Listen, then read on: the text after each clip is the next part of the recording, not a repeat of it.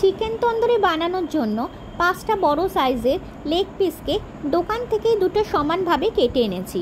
ভালো করে জলে ধুয়ে পরিষ্কার করে ছুরির সাহায্যে ভালো করে গাগুলো একটু চিড়ে নিলাম, যাতে মশলাগুলো ভেতর অবধি পৌঁছতে পারে। এবার পরিমাণ মতো নুন, গোলমরিচ গুঁড়ো আর একটা বড় সাইজের লেবুর রস দিয়ে ভালো করে ম্যারিনেট করে রাখলাম 10 মিনিটের জন্য।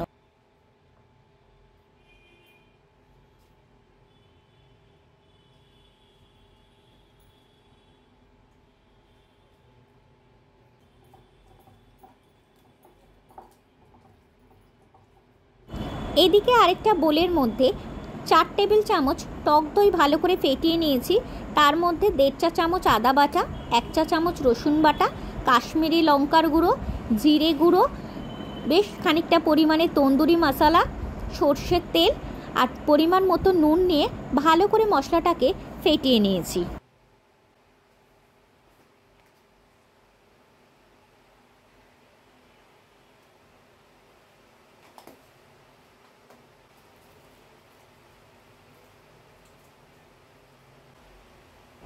এবার ওই ফেটিয়ে রাখা মশলাটা ওই লেগ পিসের গায়ে ভালো করে মাখিয়ে রাখতে হবে।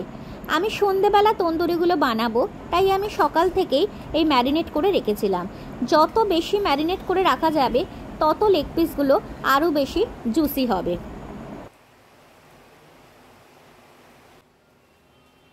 এবার একটা ফ্রাইং প্যান বসিয়ে নিলাম। পরিমাণ মতো বাটার দিয়ে তার মধ্যে বাটারটা মেল্ট হয়ে গেলে লেগ পিসগুলো একে একে দিয়ে দিতে হবে। এবার চাপা দিয়ে দিতে হবে, আর এই সময় গ্যাসের ফ্লেমটা একদম লোতে থাকবে।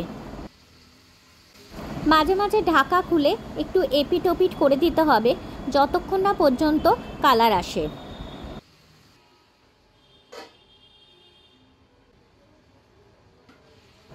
একদিকে কালার ধরে গেলে অপোজিট দিকটাও করে দিতে হবে।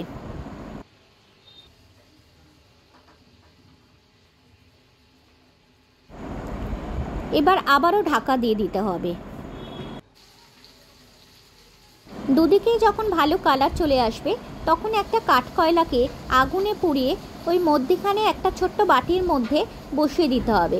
তার উপর একটু সাদা তেল বা ঘি দিতে পারো, আমি এখানে ঘিয়ের ব্যবহার করেছি, তাতে একটা স্মোকি ফ্লেভার আসে। এবার চাপা দিয়ে দিতে হবে। বৃষ্টির দিনে সন্ধেবেলা এরকম একটা চিকেন তন্দুরি থাকলে সন্ধেটাই জমে যাবে। এরকম ভালো ভালো রেসিপি দেখার জন্য আমার চ্যানেলটা সাবস্ক্রাইব করে দিও, আর লাইক কমেন্ট আর শেয়ার করতে ভুলো না।